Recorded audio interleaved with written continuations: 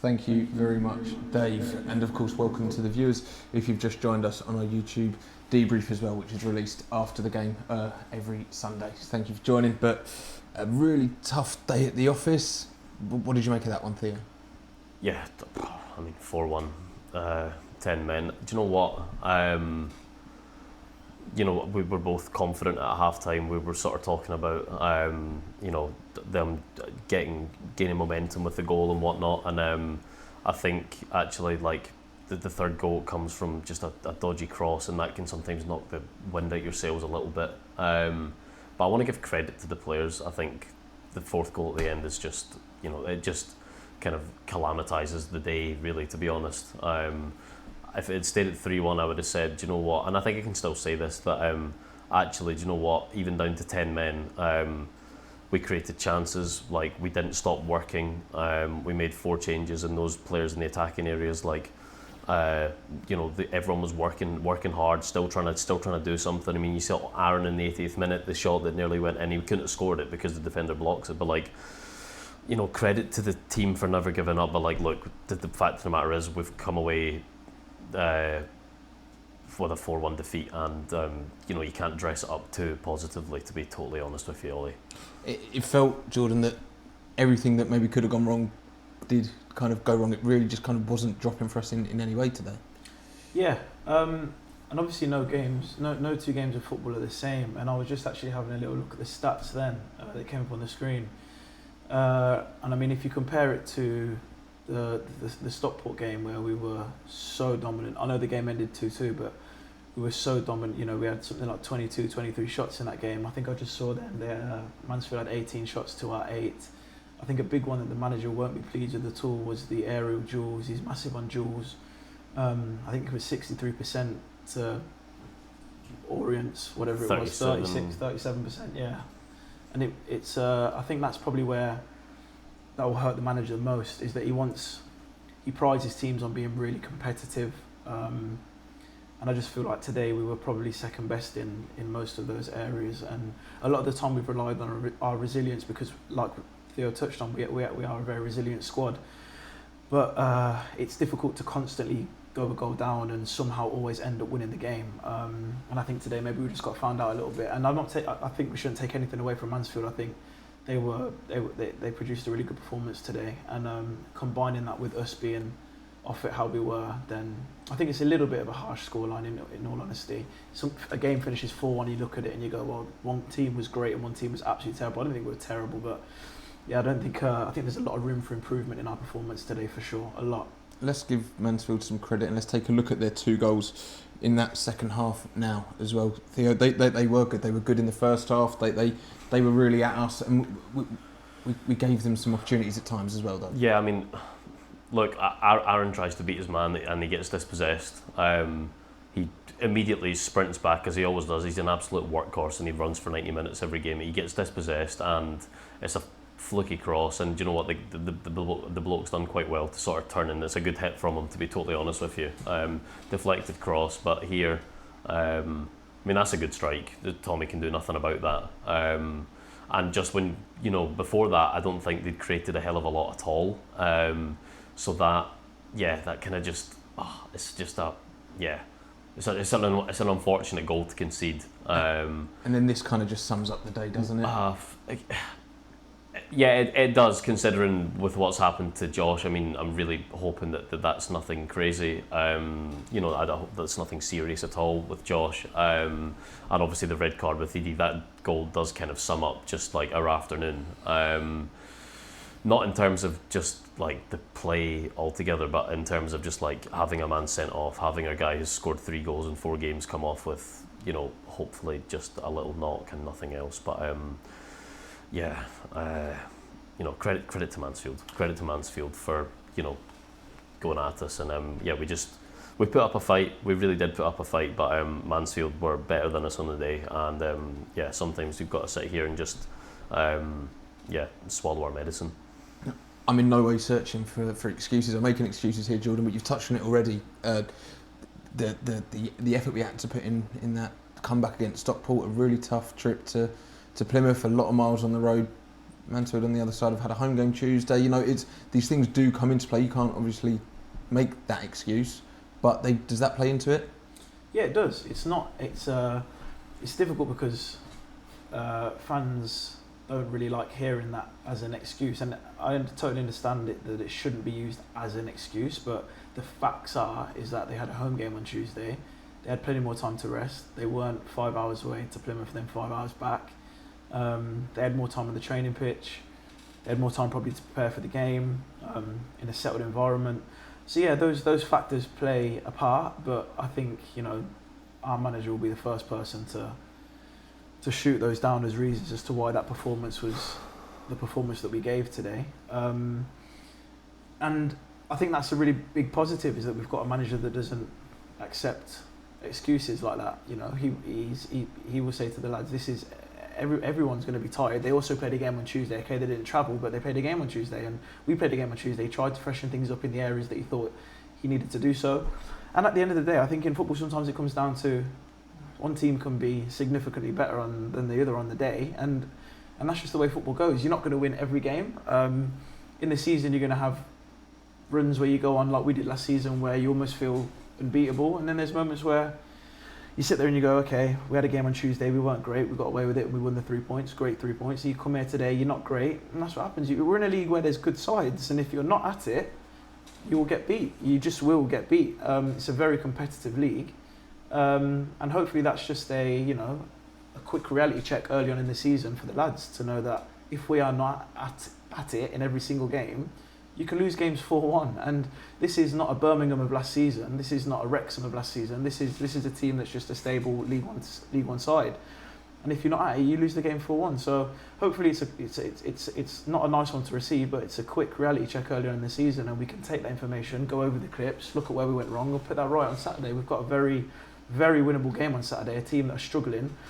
I believe they won, you told me earlier today, so they'll have a little bit of confidence in that. But I think that we know we're a good side, and we need to review what we did wrong today. And Saturday at home in front of our fans is a good chance to put that right again. A potentially pivotal moment just after the third goal. We'll take a look at the penalty shout here. We don't have the best angle of it. It's blocked off by some of the players, but I mean, from here and from some of the actions of the players, it looked like a shout. The ref probably didn't have a great view either, looking at the angle. But it's if he gets a touch on the ball, then it's a slight touch, but it's impossible to tell. It's simply impossible to tell. I think you look at the players there, it's Aaron and someone else. Aaron and Josh are both claiming for it, but they also can't see. We can't see the reaction from other players. You would have to see it from the other side, and there's no reaction from that. So you've kind of got to I guess, watching on the TV, you've just kind of got to trust the official. The official's not even on that side either, to be honest. So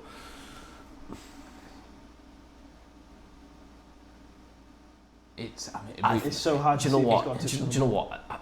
I think he gets a slight touch, and then it comes back off of Azim's right foot. Yeah. I think I could be wrong. Look, I could be wrong, and if I am, I hold my hands up. But it's a tough one. It's a difficult one for the ref, especially if you're in a position where you feel like you haven't really clearly seen it, and then I don't. Then you can't give it. If you're getting no information from your assistants as well, your linesmen, I think that's a really hard one to give. Yeah, for sure. I agree. For sure. Let's take a look at some of the other bits of action where Mansfield, that they did come at us, and Idris's red card was a blow and probably contributed to that shift of momentum and the amount of pressure we had to put up with. But they had chances and they looked sharp.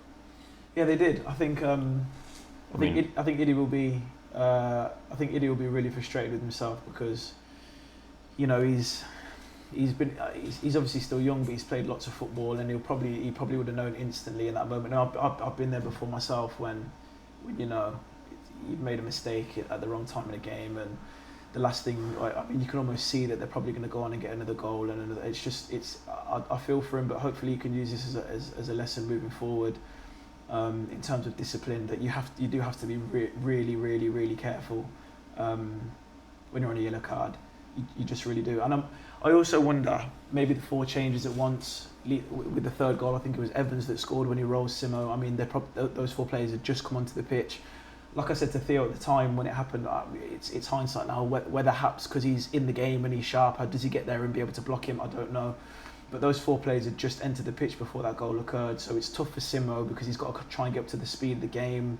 All those little things can affect things. I just think it was a day where a lot of things didn't go in Orient's favour, and the outcome ends up being the outcome. Absolutely. And in terms of Mansfield's play as well, you know, we saw them getting it in the box. We saw a save from Tommy just a moment ago. They did, as we see here again, they were at us constantly. It was a real tough test for that backline and a real tough afternoon for them. Yeah, I mean, and that's where I spoke about the resilience of us to just not let it get embarrassing. And do you know what? Like, as 10 men, 3-1 down, to not let it get embarrassing, and that's where I was talking about the resilience. I mean, you saw the free kick earlier. Regan Henry obviously desperate to get his hat trick, shooting from anywhere and everywhere. But I mean, yeah, of course they're going to create chances. I mean, we've got a man down, we've got fresh legs, we're pressing, we're still going at it. That's what I love about it in a way. We're still like going at it. So like, yeah, they will get chances, but like we're still trying to get back in the game, even with 10 men, and even not. You know, we're not as fully coherent as what we were, you know, in previous games in terms of our play and whatnot. But yeah, they're going to have chances, and up until the 94th minute, we'd kept it to 3-1, which I commend the boys for. I really do. Yeah, Mansfield, you know, if it was a better side, maybe they'd have scored 6. So actually, do you know what? Like, yeah, that's what I'm going to finish on that. I'm going to finish on like solid, you know, never give up attitude. You know, you saw some of our chat. We've not showed our chances yet. We can see them now. If we play some of these now, let's do that. There were shining lights. You know, Josh and Aaron really worked so hard, as did Ollie, and all of the front 4. You know, there were chances that on another day they bounce off like they did for Mansfield. Yeah, so I mean, this is still when we've got 11 men on the pitch, but we're like coming at them. I mean, you know, as we spoke about at half time, we were like, we're going to go back in this game. We're going to win 4-3 now. You know, yeah. Next chance, please.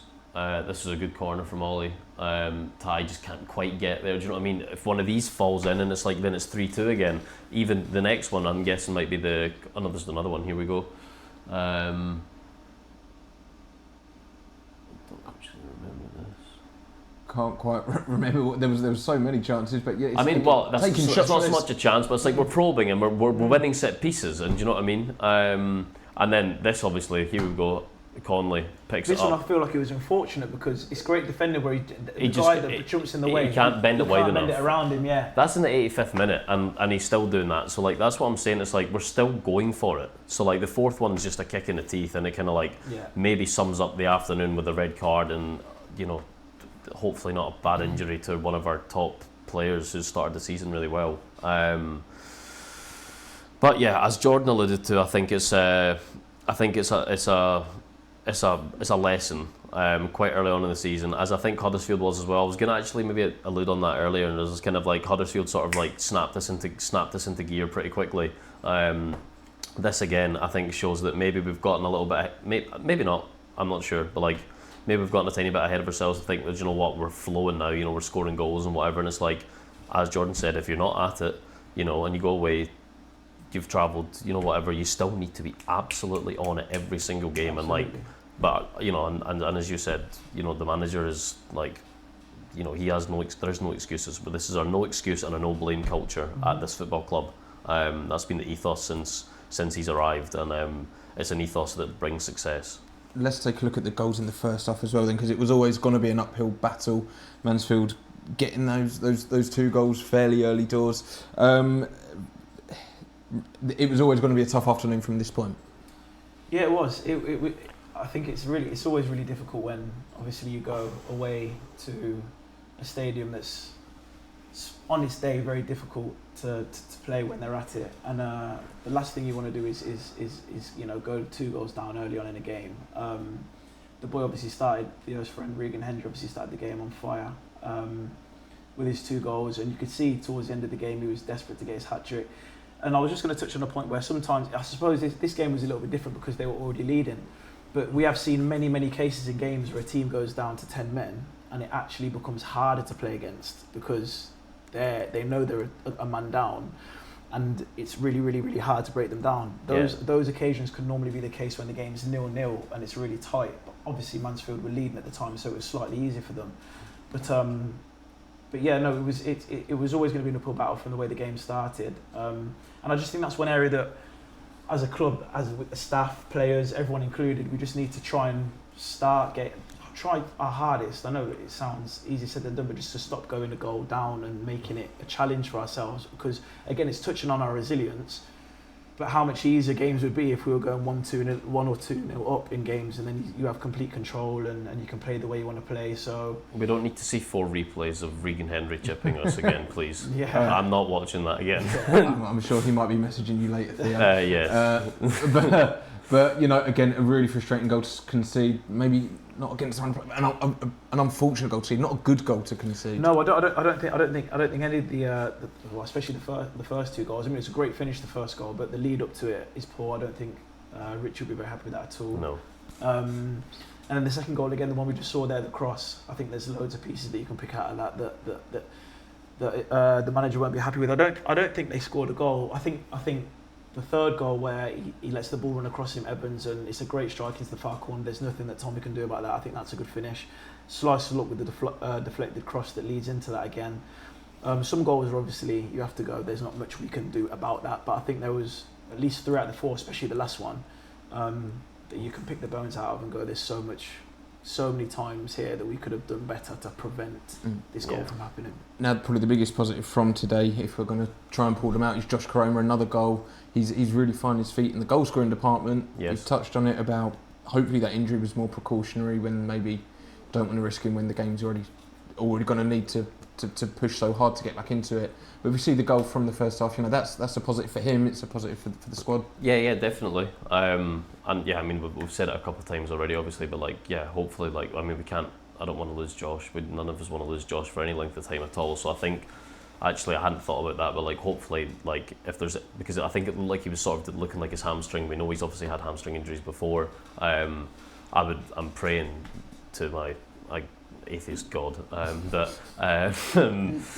it's nothing more than precaution, just because of the state of the game is what I'm really hoping for, to be totally honest with you. And yeah, bullet header, absolute bullet header, and it's not one you often see Josh scoring, so hopefully he'll add many more to his catalogue, perhaps, of goals in an Orient shirt. But we dust ourselves off now, week on the training pitch. Well, that's it. Yeah. Jordan spoke about the sort of the travel and whatnot. It'll be really nice to have a full week building into a home game. You know, the mileage that we've covered. I know, as you said, fans don't want to hear it and whatnot, and it is not an excuse at the end of the day. But like, you know, it fundamentally is the truth, in that a full week on the training pitch to gear up for a game is easier. Like, you know, that's just a fact. So bitter pill to swallow today. A lesson to be learned, but we need to keep remembering that it's a long old season. You know, like, we've started the season much better than we had done in our previous 2 seasons. Let's remember that as well. Today's a bad day. But we play at home against Northampton, who I think won for the first time today. But you know, they're sat below us on the table, and then I think it's Peterborough again at home on the Tuesday, if I'm not wrong, who got their first point on the board today with a 1-1 draw. So, yeah, there are teams that I think will be watching us and thinking, right, well, okay, they've been beaten in this manner by Mansfield last week. However, Orient are a good side. I mean, well, of course they are. They got to the playoff final last year. They could have been in the champion. They were 90 minutes away from the championship. So, no, there's absolutely nothing to be fearful of. We'll shake the cobwebs off on Monday. Monday's a new week, and then we get attack it all week, and then straight into Tuesday as well. I think, to be honest, that's the way it'll be. I feel sorry for the boys today on the bus back home. It's never nice coming back from a 4-1 defeat like that. But like, actually, do you know what? Like, you know, it's game by game, as Omar, our captain, always says, and he said it in the League 2 campaign when we were 8 points clear at the top. He's like, game by game. No matter how much Lawrence Vigouroux and whoever else was getting carried away, and me, myself, you know, we're all like, we're gonna we're all good. We're gonna win the league, and blah blah. Omar's like, game by game, and that's the truth. It is game by game. So today was not one of our good games, but there's 42 more. There so is. let's just remember that. And let's put that one behind us as well now. I want to revisit what we spoke to at the very top of the show. A big old positive is both of you seeing the light at the end of that very dark tunnel, and hopefully you're not going to be able to come back here anytime soon. In a good way. Yeah. Although I'll try and wrangle my way back on at some point if I can. You know how much I love it here. But no, yeah, you're right. We're both very pleased with where we are. It's obviously been a very tricky 20 odd months to navigate for both of us. But yeah, there is certainly light at the end of the tunnel. Once you start to see grass again and even be out there, whether it's just slowly getting back into walking and running mechanics, or where Theo is, where he's nearly hitting his maximal sprint speed, that's when I think you really get a sense of we're not a million miles away here now. Like the hardest part is done, and it fills you with excitement. And then yeah, watching the games, whether we win or we lose, and it's a good day or it's a bad day, it's like it's another day closer to hopefully being back out there and able to help the team. So yeah, it's a nice way to end for both of us to know that we are not miles away from being able to help the boys, because at the end of the day, that's all we want to do. Yeah, I mean, I would say the exact same thing as you, to be honest. Yeah. I still sort of take it sort of week by week, or certainly fortnightly. I'm working on a kind of fortnightly basis, actually, to be honest, out on the grass. And having got so close last time, I mean, like I was still, although we've done it slightly differently this time, where I've hit 94% of my max speed, but I've not like passed the ball more than 10 yards yet. So like I was, where it was re-ruptured last time, I started like, you know, like moving at fast-paced, changing direction, whereas I hadn't sprinted. So we've done things differently. So like I'm still sort of not actually letting myself get excited yet, as much as that's difficult to do. The light is at the end of the tunnel. Don't get me wrong. When you've got your football boots on, and you're out on the grass, the light is there at the end of the tunnel, because it's been a seriously long tunnel to walk through. Sometimes it feels like it's, you know, there's never going to be any light at the end of the tunnel, but there always is. You just need to keep believing, and that's why, you know, we've bonded so strongly over these really difficult 20 months. But I've got to drop in as well. Massive thank you to both of you for coming in today, finding time in your schedules, but especially Theo standing in at the very last minute. Well, that's fine. I think it was 1 o'clock today. You got the call up. Yeah. Well, happy to help. I'm happy to help. And if you did miss the pre-match show, then I've got to say it's available to stream back on the YouTube channel for the Orient Live pre-match, and the first 10-15 minutes we spoke about their journey. It's some phenomenal content, so make sure you go back and watch that one. But boys, a massive thank you for joining me today, and a massive thank you, of course, for your support wherever you've been watching around the globe. Enjoy the rest of your evening, and we'll see you next week. Up the O's.